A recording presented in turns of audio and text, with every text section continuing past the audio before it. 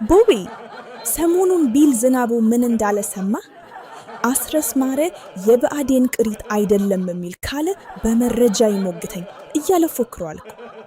ይሄ ሰውዬ ግን በዝናብ ነው ወይስ በፀሐይ ነው የሚነዳው? እስኪ ንገሪኝ። ትናንት አብረው ሲፈክሩ አልነበረም እንዴ? ዛሬ ደግሞ የብአዴን ቅሪት አደረገው። መረጃ ካላችሁ አምጡ ነው የሚለው። ደግሞ የገዳይ ወያኔ ተላላኪ ነው ብሎ እርፍ። አይ ቢል ዝናቡ መረጃውንማ እሱ ራሱ ነው መሆን ያለበት። ትላንት አርበኛዬ እያለ ሲያሞካሽ የነበረው ዛሬ ተላላኪ ሲለው ጉዱን አየኸው? ጃውሳን መረጃ አምጡ ብሎ ሲሞግት የዓመቱ ምርጥ ኮሜዲ ነው የሚሆነው።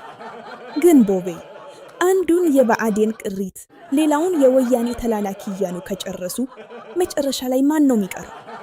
ማንም አይቀርም ቢርዬ።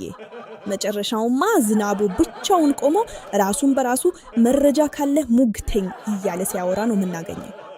ጃውሳ እርስ በእርሱ ሲበላላ መጨረሻው እንዲህ የቃላት ጦርነትና የድራማ መድረክ መሆን ነው።